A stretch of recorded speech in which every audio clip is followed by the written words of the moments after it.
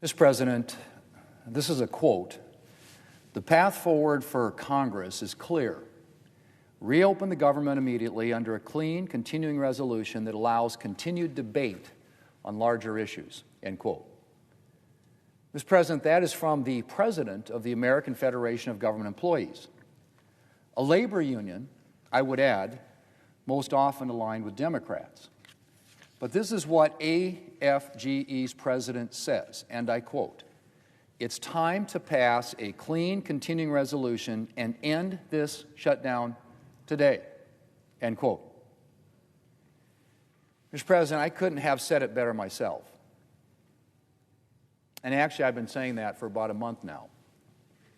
But far-left activists wanted a showdown with President Trump.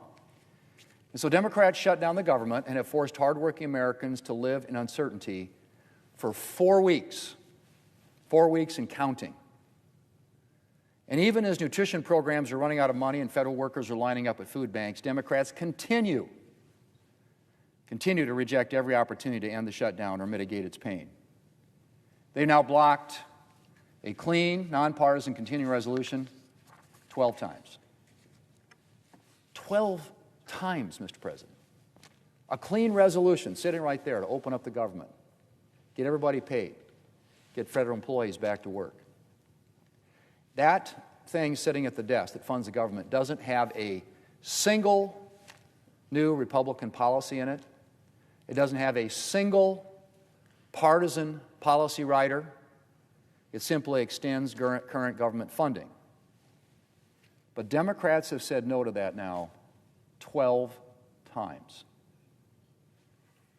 We offered them a chance to continue the bipartisan appropriations process, starting with the defense appropriations bill, a bill that passed out of the committee by a big bipartisan vote of 26-3. But Democrats said no to that too.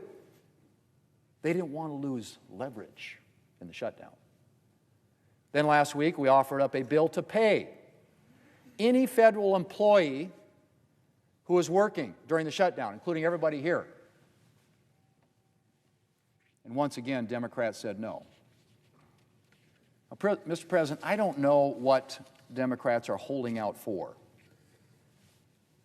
Do Democrats think that we're suddenly going to vote for their partisan CR, which, by the way, would spend an additional $1.5 trillion to keep the government open until the end of this week? That's their alternative. $1.5 trillion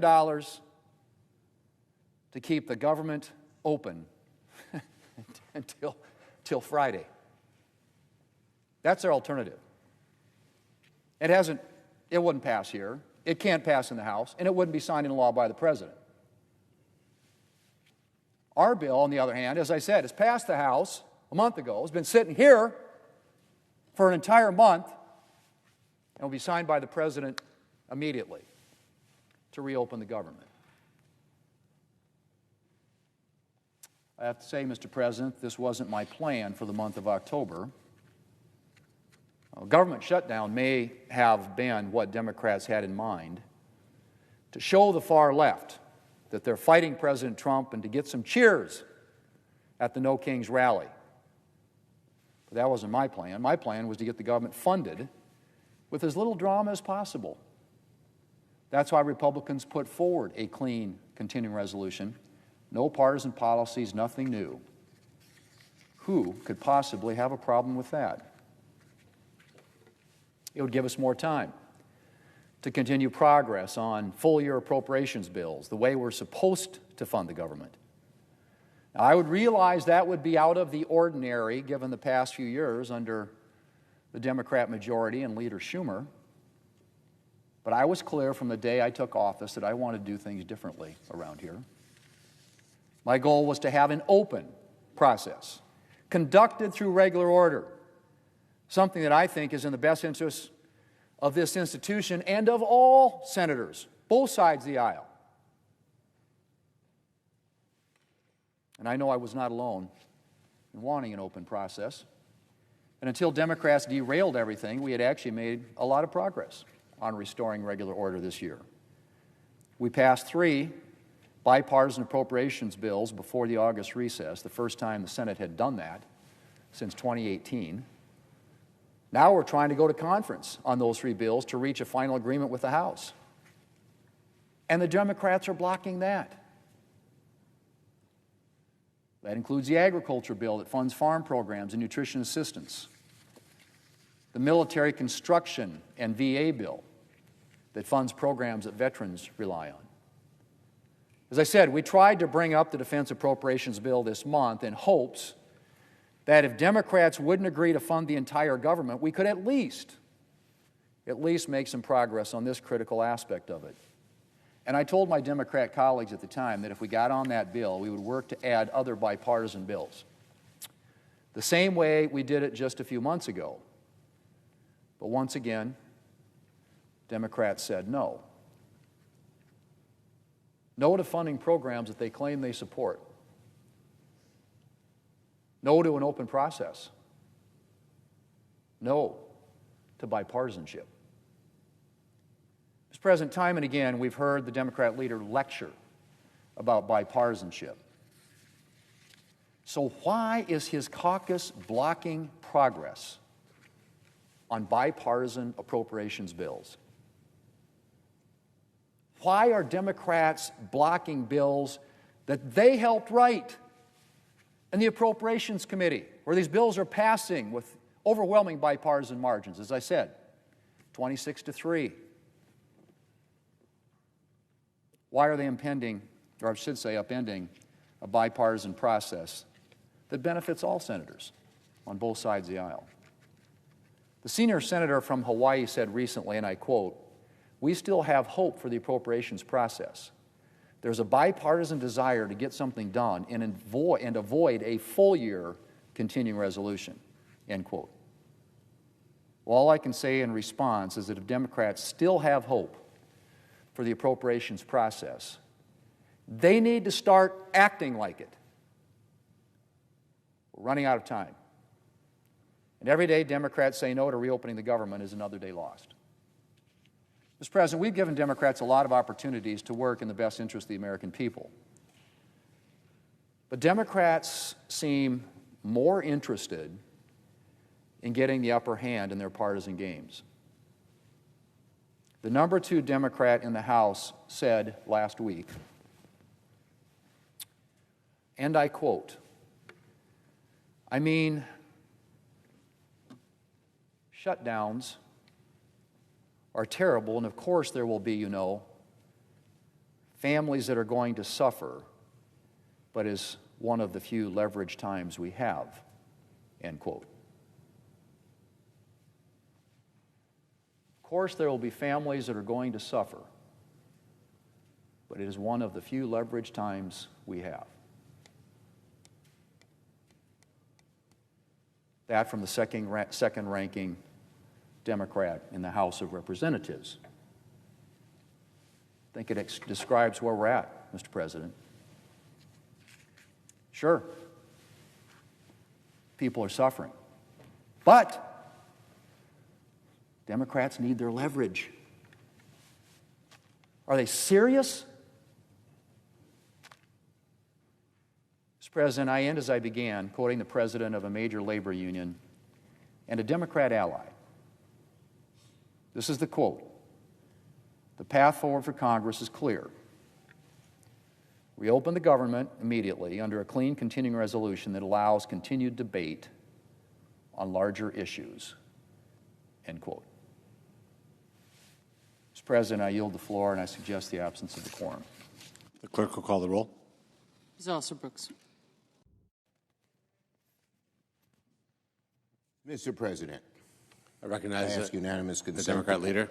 I ask unanimous consent the quorum be dispensed with. Without objection. Well, open enrollment is now just 4 days away, and Republicans do not even want to talk about fixing health care. Americans are on the brink of a health care crisis unlike we have seen in our lifetimes.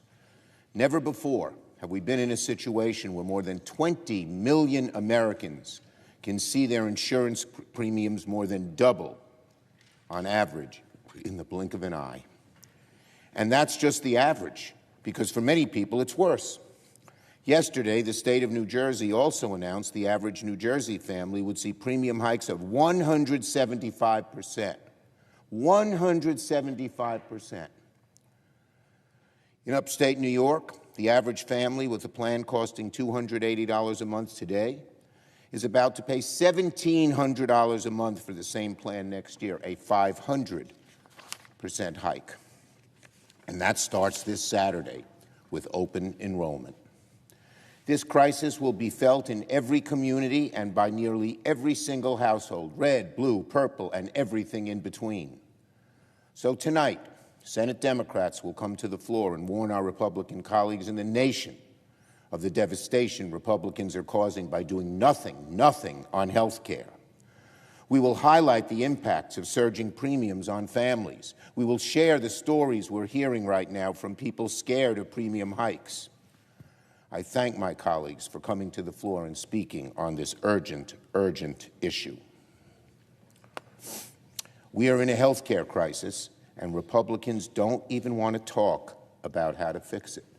The president isn't even in town, as Americans are about to be devastated by the bills they'll receive on health care. The president's on the other side of the world, instead of being here in Washington working with Congress to lower health care premiums. And when the president is in town, what's he focused on? Instead of being focused on fixing health care, Donald Trump's sending $40 billion to Argentina, spending $300 million on his ballroom, and giving Kristi Noem $170 million for 2 big private luxury jets. Meanwhile, millions of hungry kids and working families are about to lose SNAP benefits to buy food because Donald Trump has ordered the Department of Agriculture to rip up its own contingency plan. Isn't that a disgrace?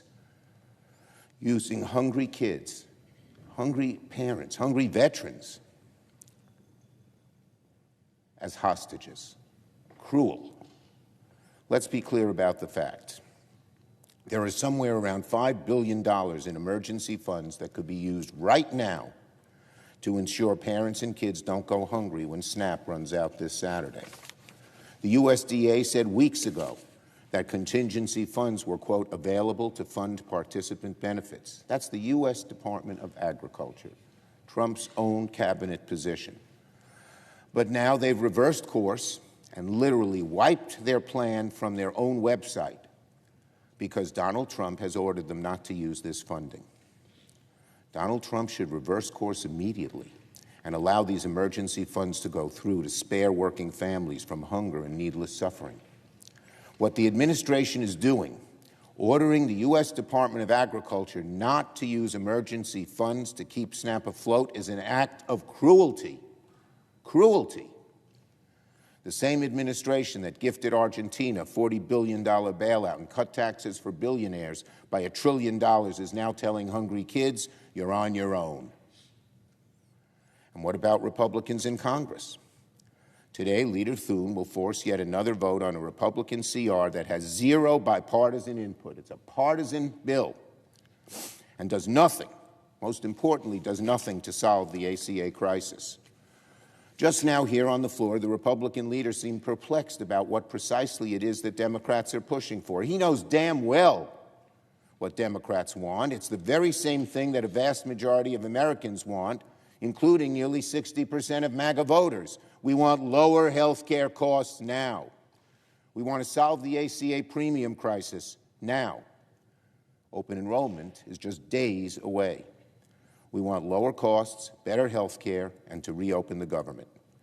Let me repeat again what Democrats want so the leader can hear it loud and clear. The Republican leader can hear it. We want lower health care costs, fix the ACA premium crisis, and reopen the government.